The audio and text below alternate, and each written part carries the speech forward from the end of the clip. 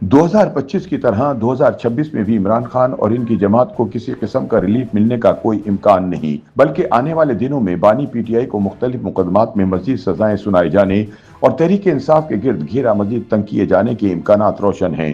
ताहम मुबस्सरीन के मुताबिक अगर पीटीआई क़यादत और खैबर पख्तूनख्वा हुकूमत ने तहम्मुल का मुजाहरा करते हुए मुज़ाकरात को तरजीह दे दी तो आला अदालतों से न सिर्फ 9 मई मुकदमात में मिलने वाली सजाएं खत्म हो सकती हैं, बल्कि तहरीक इंसाफ की बंद गली से वापसी की राह भी हमवार हो सकती है।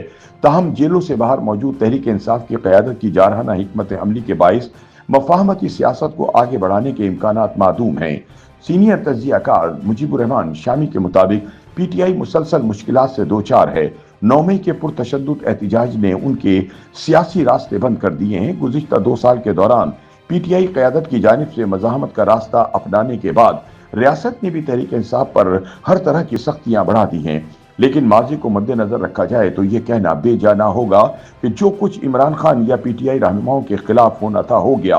अब शायद आला अदालतों से इन्हें रिलीफ मिलना शुरू हो जाए, लेकिन इसका इन्हिसार तहरीक इंसाफ की सियासी हिकमत अमली पर है।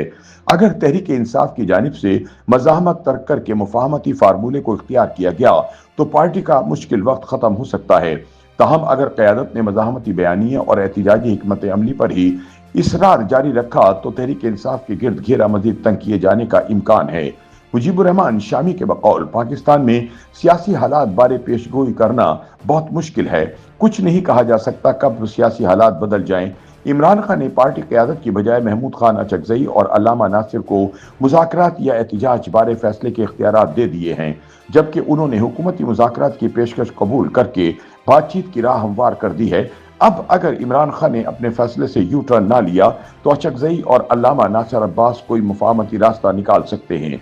ताहम दूसरी जानिब तज्जियाकार सलमान गनी के मुताबिक तहरीक इंसाफ की मुश्किलात में इजाफे की सबसे बड़ी वजह इमरान खान खुद हैं, क्योंकि जब कभी पीटीआई रहनुमा हुकूमत और इस्टेब्लिशमेंट से मुज़ाकरात और गुफ्तगू का रास्ता बनाते हैं तो इमरान खान जेल के अंदर से ही ऐसा बयानिया अपनाते हैं कि सारे का सारा खेल चौपट हो जाता है।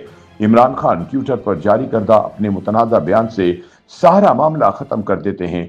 सलमान गनी के मुताबिक पीटीआई को मज़ाहमत की बजाय सियासी इफ़हाम और तफ़हीम का रास्ता अपना लेना चाहिए। पीटीआई क़यादत को समझना चाहिए कि अपने ही मुल्क के इदारों के साथ कभी लड़ाई नहीं हो सकती। सलमान गनी के मुताबिक पीटीआई के मामलात के बिगाड़ में इनके सोशल मीडिया ब्रिगेड का बड़ा किरदार है। पीटीआई के सोशल मीडिया इनकलाबियों ने हर अहम मौके पर मनफी प्रोपेगेंडे से न सिर्फ अपनी मुश्किलात में इजाफा किया बल्कि पार्टी को भी बंद गली में धकेल दिया।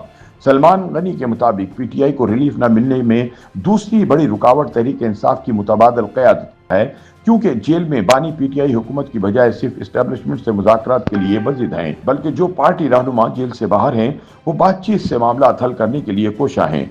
इन्हें मुकम्मल इख्तियार नहीं दिया जा रहा, जिसकी वजह से मुज़ाकराती अमल मुसलसल नाकामी का शिकार है।